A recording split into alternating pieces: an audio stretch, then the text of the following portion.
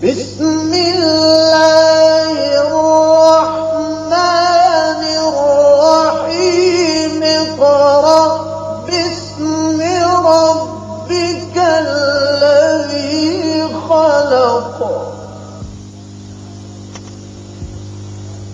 نحمد اللہ تعالی ونصلی ونسلم علی رسولہ الکریم. معزز ناظرین اور عزیز بچوں، السلام علیکم ورحمۃ اللہ وبرکاتہ. وعلیکم السلام ورحمۃ اللہ وبرکاتہ. عزیز طلبہ، آج سے ہم اللہ کے فضل و کرم سے آپ سب کی آسانی کے لیے بنیادی قواعد کا اعادہ کرتے ہیں.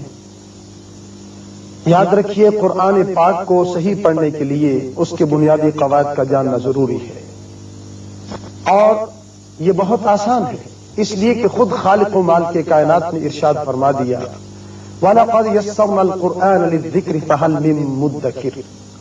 اور بے شک ہم نے آسان کیا ہے قرآن کو یاد کرنے کے لیے، تو ہے کوئی یاد کرنے والا. اور اسی کی ترغیب معلم و مقصود کائنات صلی اللہ علیہ وآلہ وسلم نے یوں فرمائی: خیرکم من تعلم القرآن وعلمہ، کہ تم میں وہ لوگ بہترین ہیں جو کہ قرآن کو پڑھتے اور پڑھاتے ہیں. لہذا ہم اللہ تعالی کے بھروسے پر اس کی ایک کوشش کرتے ہیں. آپ توجہ کے ساتھ اس کو سنیے، انشاءاللہ پورا یقین ہے کہ اللہ تعالی اس کو ہمارے لیے آسان بنا دے گا. آئیے آج سے پہلے سبق کی ابتدا کرتے ہیں. اعوذ باللہ من الشیطان الرجیم. اعوذ باللہ من الشیطان الرجیم. بسم اللہ الرحمن الرحیم. بسم اللہ الرحمن الرحیم. پہلا سبق ہے حروف تہجی. یاد رکھیے، حروف تہجی ان حروف کو کہتے ہیں کہ جن کو ملا کر کسی زبان کے الفاظ بنائے جاتے ہیں. حروف حرف کی جمع ہے، اور حرف کے متعلق یاد رکھیے کہ یہ آواز کی ایک علامت ہے، نشان ہے. جب انسان منہ سے بولتا ہے تو اس وقت ایک علامت بناتا ہے. اگر کہتا ہے الف تو اس کے لیے سامنے ایک نشان اس قسم کا آتا ہے. یوں دوسری زبانوں میں جو مختلف حروف ہیں ان کی تعداد بھی مختلف ہے، لیکن قرآن پاک میں جو حروف استعمال ہوئے ہیں وہ ہیں 28.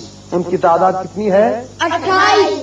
الف سے لے کر یا تک یہ 28 حروف ہیں. اور ان کا دار و مدار جو اعتماد ہے قرآن پاک میں وہ ہے ان کے مخارج پر. اور اس علم کا نام ہے تجوید. یعنی قرآن پاک میں یہ جو 28 حروف استعمال ہوئے ہیں ان کو اپنے مخارج سے نکالنا اور ان کی صفات کا ادا کرنا ہے. جب تک ان کو اپنے مخارج سے نہ نکالیں گے ان کے صحیح معنی ادا نہ ہوں گے. لہذا جو آواز آپ سنیں گے اس آواز کو آپ محفوظ کرتے ہوئے ادا کریں گے تو وہی اس کی صحیح آواز ہوگی. تو اب یہاں سے شروع کرتے ہیں. الف، الف، حمزہ. حمزہ. یہاں الف اور حمزہ کو ایک خانے میں آپ دیکھ رہے ہیں. اس کی وجہ یہ ہے کہ الف اور حمزہ میں مخرج کے لحاظ سے کوئی فرق نہیں ہے، یہ یہاں سے ادا کیا جاتا ہے. اور یوں اس کی تفصیل آگے جب آپ پڑھیں گے دوسرے اسباق میں تو آپ کو سمجھا دی جائے. الف، الف، حمزہ. حمزہ. با، با، تا، تا، ثا، ثا، جیم، جیم، ہا، ہا، خا، خا، دال، دال، ذال، ذال، را، را، زا، زا، سین، سین، شین، شین، صاد، صاد، ضاد، ضاد، طا، طا، ظا، ظا، عین، عین، غین، غین، فا، فا، قاف، قاف، کاف، کاف، لام، لام، میم، میم، نون، نون، واو، واو، ہا، ہا، یا. یا.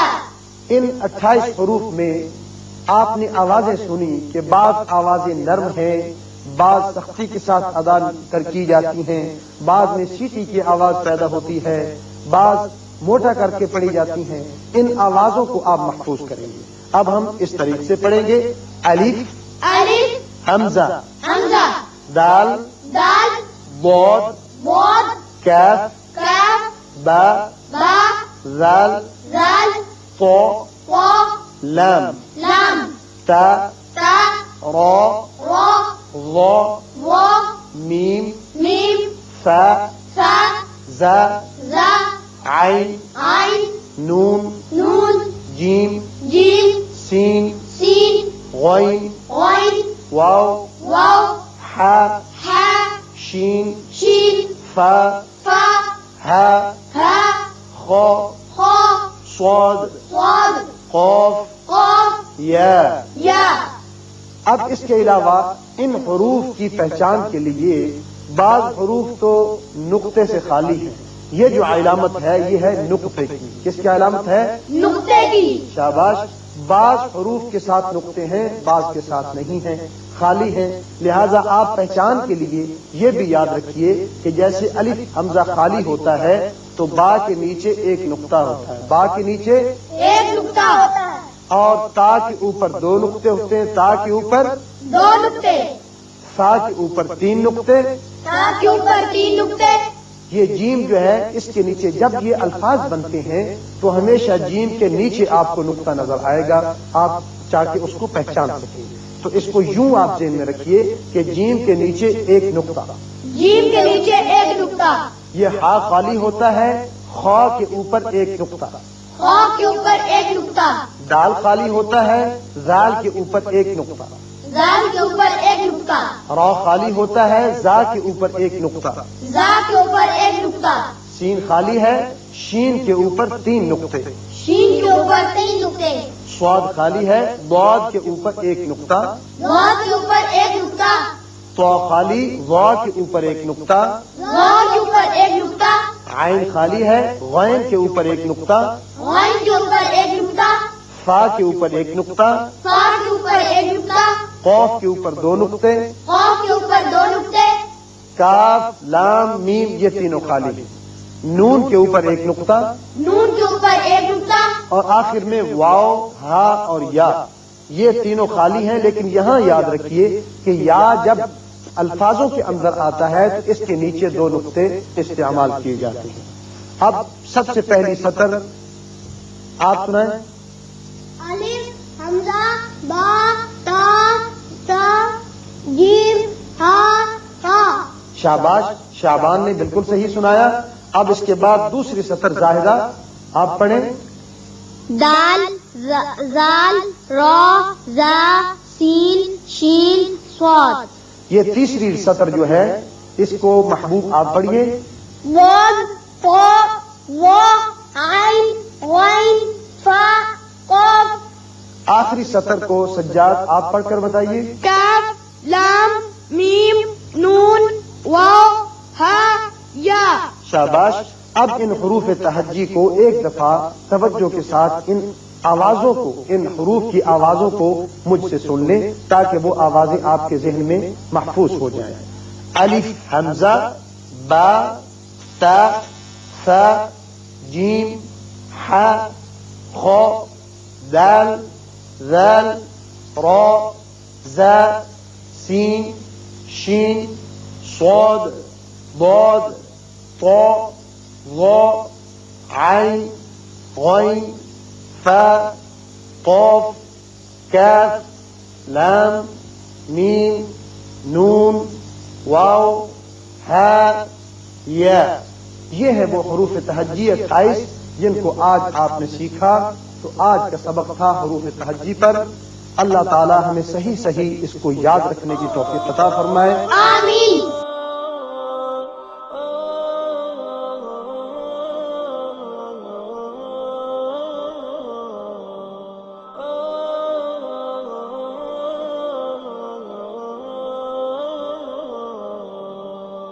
يا حامل القرآن قد خصك الرحمن بالفضل والتقى